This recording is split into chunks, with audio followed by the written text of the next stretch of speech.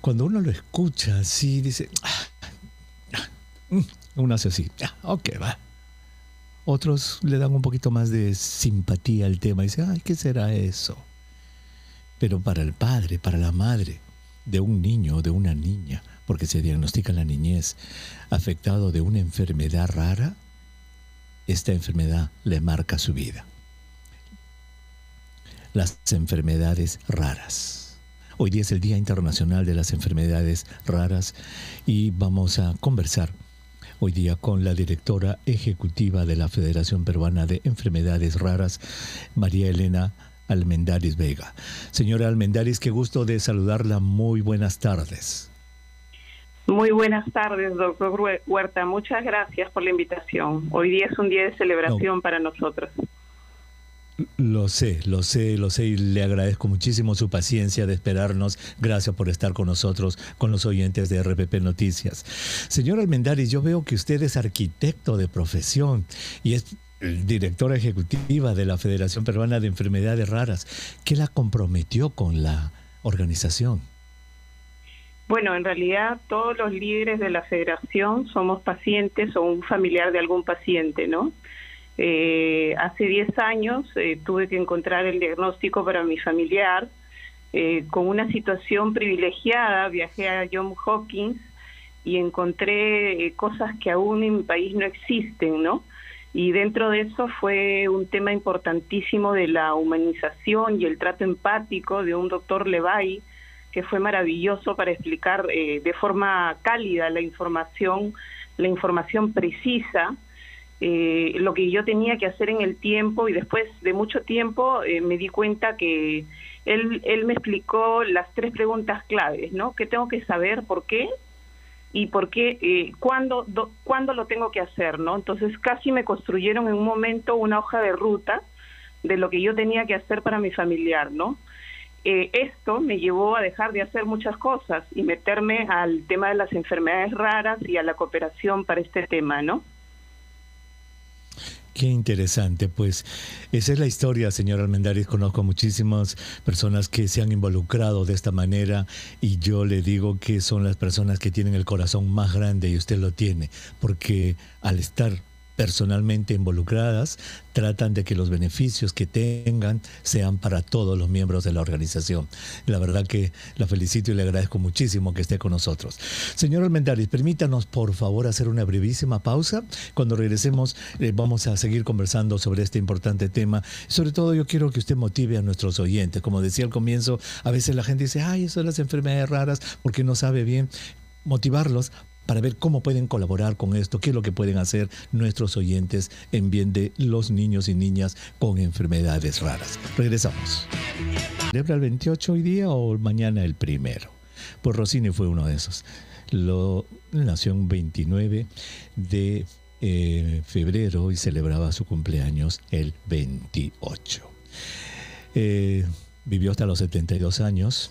Falleció al parecer de un derrame cerebral.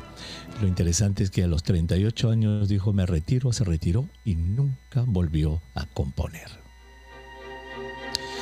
Muchísimas gracias por estar con nosotros en este su espacio vital en el aire saludable de RPP Noticias. Si usted recién se une a nuestro programa, estamos conversando con María Elena Almendaris Vega, directora ejecutiva de la Federación Peruana de Enfermedades Raras. Ella es arquitecta de profesión, pero tiene una pasión entrañable por el bienestar de las personas con enfermedades raras en el Perú. Un familiar fue diagnosticado con una enfermedad rara y de allí ella dijo, quiero ayudar a todas las personas que tengan el mismo problema que mi familiar. Señora Almendaris, ¿cuál es la definición de enfermedad rara? Recuérdele a nuestros oyentes. Claro que sí. La definición de enfermedades raras es aquellas que afectan a 5 de cada 10.000 habitantes, según la Organización Mundial de la Salud, ¿no? O sea, 5 de cada 10.000 habitantes, si es que ocurre, esa es una enfermedad rara. ¿Cuáles son las enfermedades raras más frecuentes en el Perú?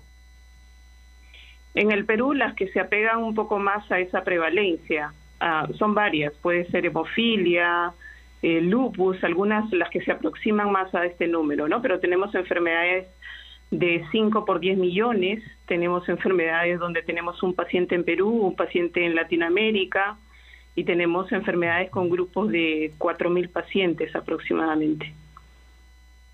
En general, la mayor parte de las enfermedades raras son neuromusculares, ¿no? Afectan al sistema nervioso, al sistema muscular. Esas son, en general, digamos, las más frecuentes de las enfermedades raras. La hemofilia definitivamente es una de ellas. ¿Ustedes tienen un registro nacional, tengo entendido, señor Almendaris? Bueno, el Estado ha creado un registro nacional, pero todavía es incipiente porque no se ha cargado la data de todas las prestadoras de salud. Pero en FEPER sí hemos ido construyendo a través del tiempo una información importante, ¿no? Llegando a registrar en FEPER pacientes identificados con 478 enfermedades, y hay más de 50 organizaciones que también participan de las actividades de FEPER, ¿no? Y ahí hay una construcción importante de información. Incluso a veces la sociedad, no solamente en Perú, sino en Latinoamérica, tiene más información muchas veces que los gobiernos, ¿no? Exacto, eso es cierto, porque son personas dedicadas como usted, como los miembros que se dedican a organizar, y muchas veces hacen mejor trabajo que los funcionarios de los ministerios o de las instituciones, digamos, incluso académicas en muchos lugares. Por eso es que un padre, una madre realmente comprometido con el cuidado de sus hijos, si tienen una enfermedad rara, es sumamente valioso. Señora Almendaris, ¿cómo es? Usted, estoy seguro que tiene muchísimo contacto con padres, madres en la federación. ¿Cómo es tener un hijo o una hija con una enfermedad rara en el Perú? ¿Cuáles son las barreras que hay para una adecuada atención? Bueno, en realidad te contaré que nosotros tenemos pacientes de 0 a 87 años, ¿no? El 65 a 70% son menores de edad. Y creo que las barreras no solamente lo enfrentan los padres, sino realmente todos, ¿no? La primera es la falta de información. Lo primero que piden los pacientes es entender qué cosa tienen. Y lo segundo que preguntan es ¿a qué médico voy? Porque hay este tema de falta de médicos en el Perú y médicos especializados, ¿no? FEPER sí tiene unas listas de médicos que se han convertido a través del tiempo expertos en diversas patologías. Y el tercer punto es el tema del tratamiento, ¿no? Entonces enfrentas esas barreras, y la cuarta sería el tema de un trato humano y digno, ¿no? Que muchas veces no hay la calidez necesaria para explicar en ese duro momento que está enfrentando la persona con enfermedad rara, sea niño o adulto, una explicación humana y digna de lo que tiene y de lo que debe hacer realmente. Con relación obviamente a la falta de información incluso del personal médico de reconocer una enfermedad rara, pues eso es muy cierto. Eso hasta se podría entender, porque si es una enfermedad rarísima, de repente un médico en todos sus años nunca ha podido ver muchos de estos casos. Eso se podría entender. Pero lo último que usted dice, señora, es algo que realmente toca el sentimiento de todos: la falta de humanidad para explicar. Usted nos dijo que había tenido el primer encuentro con un médico que le explicó la enfermedad de su familiar, y usted dijo que fue muy cálido. ¿Cómo fue esa explicación? ¿Qué es lo que usted valoró en esa explicación en ese momento? Que no lo encontré en el Perú, ¿no? Fue un trato completamente empático, sí, completamente empático. ¿Pero qué le llamó la atención? ¿Qué le llamó la calidez así de las palabras, ¿no? Poner sobre todo a la persona y a la familia en el centro, ¿no? O sea, lo más importante es tu familiar, toda la familia, y eso es lo que tienen que hacer, ¿no? Pero el trato fue completamente humano, ¿no? O sea, no fue una indiferencia, sino fue abordarlo de la parte emocional inclusive, ¿no? Cosa que no sucede en nuestro país. Eso es algo que definitivamente tenemos que mejorar.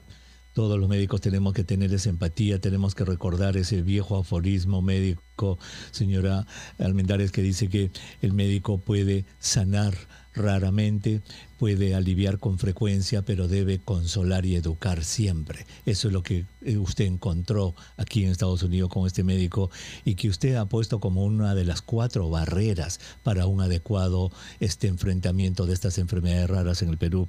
Ojalá que las facultades de medicina, ¿verdad?, den entrenamiento a los médicos jóvenes en cómo ser empático, cómo comunicar, cómo llegar a la familia, cómo llegar al paciente, cómo educar. La verdad que eso es algo que debería hacerse más. ¿Cómo pueden nuestros oyentes, señor Almendaris, de alguna manera colaborar con ustedes en FEPER, en la Federación Peruana de Enfermedades Raras? A mí me parece que es importantísimo visibilizar a las enfermedades raras, ¿no? Se calcula que alrededor de 2 millones de personas en el Perú las padece. Estamos hablando de 1.200 enfermedades en Perú y cerca de 7.000 en el mundo, ¿no? Entonces, la sociedad no tiene que hacer mucho. Cuando una persona hace una cosa pequeña, se puede construir grandes cosas y dar un granito de arena, ¿no? Y también parte de la empatía de la sociedad, ¿no? Porque la afectación no solamente viene en la salud, sino en todo el ámbito en el que se desarrolla, en el social, en la calle, en el educativo, en el trabajo, ¿no? Entonces, ayudar siempre a alguien y ese mismo trato inclusivo en nuestro entorno social en todos los espectros, ¿no? Eso es importantísimo para la sociedad, que es lo que pediríamos para la sociedad nosotros. Fabuloso, pues la hemos escuchado, la han escuchado nuestros oyentes. Empatía, empatía, empatía y comprensión es lo que pedimos para todos. Señor Almendaris, muchísimas gracias por haber estado con nosotros y felicitaciones por este trabajo que ustedes hacen en bien de los demás. Gracias por haber estado con nosotros en el programa. Muchas gracias. El último día de febrero en realidad es el día de las enfermedades raras. Este año cae 28, en algún momento 29, es un día raro. Muchas gracias, doctor. Buenas noches. Tendremos el año bisiesto con 29 días, el verdadero día de las enfermedades raras. Gracias a usted, señora Almendaris. La señora María Elena Almendaris Vega, ella es arquitecto de profesión, pero fíjese, señora, así es. Eso sucede en muchísimas organizaciones médicas. Cuando alguien compromete su corazón con una organización o una causa, nada lo para. Vamos a tomar una pausa. Vamos a regresar con nuestro número de la salud para el día de hoy, el número 3. Y hoy día vamos a ver en las partes de nuestro... Hoy día vamos a hablar de la aorta. La aorta, más propiamente dicho, la arteria aorta. Y el doctor Bristán Maraza, médico cardiólogo de CISOL Salud de la Municipalidad de Lima, nos va a ayudar a responder a las 3 preguntas básicas. 1, ¿dónde se encuentra la aorta? ¿Para qué sirve? ¿Cómo funciona? ¿Y qué enfermedades puede sufrir? Doctor Maraza, qué gusto de saludarlo. Muy buenas tardes. Muy buenas tardes, doctor Huerta. Qué gusto estar con usted. El gusto es nuestro y gracias por su tiempo para con los oyentes, doctor Maraza. Pregunta primera, ¿qué es y dónde se encuentra la arteria aorta? La arteria aorta es la arteria principal del cuerpo humano, ¿no? Se encarga de distribuir sangre oxigenada a todo nuestro organismo. Se encuentra ubicada en el tórax y se distribuye a forma de un bastón, ¿no? Dividiéndose en aorta ascendente, callado, descendente y llegando hasta el abdomen. Tiene un diámetro más o menos de 12 a 3 centímetros y una longitud de 30 centímetros. Muy bien. Entonces, la arteria aorta es, podríamos decir, una arteriota gruesota, la más gruesa del organismo, que sale del corazón, atraviesa todo el pecho, el tórax e incluso baja por la barriga, por el vientre, por el abdomen. Esa es la arteria aorta. Obviamente, su función principal, ¿cuál es? Es llevar la sangre oxigenada que distribuye el ventrículo izquierdo, nuestro corazón, distribuirla a todo nuestro organismo mediante sus diferentes ramificaciones. Muy bien. Es la tubería principal de la cual van a salir luego todas las ramas de arterias que van a ir a todo el cuerpo. Doctor, ¿qué enfermedades puede sufrir la arteria aorta? La más frecuente es la dilatación anormal, que es el aneurisma de aorta, ¿no? Y ese tiene muchas causas, ya sea congénitas y a veces por otras causas como la hipertensión arterial. La segunda causa es la estenosis también, que es la coartación de la aórtica. Esta es una patología congénita, ¿no? Y algunas otras causas como son inflamatorias, como la otitis beta-calloso, o algunas infecciosas como la otitis urética o salmonelas o cualquier otra bacteria. Uh-huh. Entonces son varias, pero las dos principales son una, que la pared de la aorta se debilita y se va ensanchando y se forma un globo, se forma un globo, se forma un globo, el aneurisma de la aorta, que si se revienta, doctor, pues si es la principal tubería, se produce una superhemorragia que puede llevarse la vida del paciente en 2-3 minutos. Exacto, ocasiona una muerte súbita, ¿no? Uh-huh. Y la otra es que se angosta más bien la arteria, lo que usted ha llamado la estenosis de la aorta. Doctor Maraza, muchísimas gracias por habernos ayudado a entender qué es la aorta, dónde se encuentra y qué enfermedades padece. Muy agradecido, doctor Bristan Maraza. A usted, doctor, por la invitación. Muchas gracias. Gracias. Ahí está, esa es la arteria, aorta. El aneurisma de la aorta. Quien tuvo aneurisma de la aorta, para los que tienen memoria, fue el ex presidente de la Junta Militar, Juan Velasco Alvarado.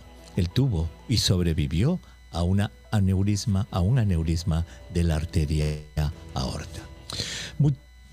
¿No vamos? Sí, ya estamos en la hora. Muchísimas gracias por haber estado con nosotros en esta edición de su Espacio Vital en el Aire Saludable de RPP Noticia. Betty Elías y Salisa Marriego produjeron el programa. Betty Chiqui Porras estuvo en los controles digitales de RPP Noticias. En la central de informaciones de televisión está Jorge Rodríguez, con quien se van a quedar, y en radio se van a quedar con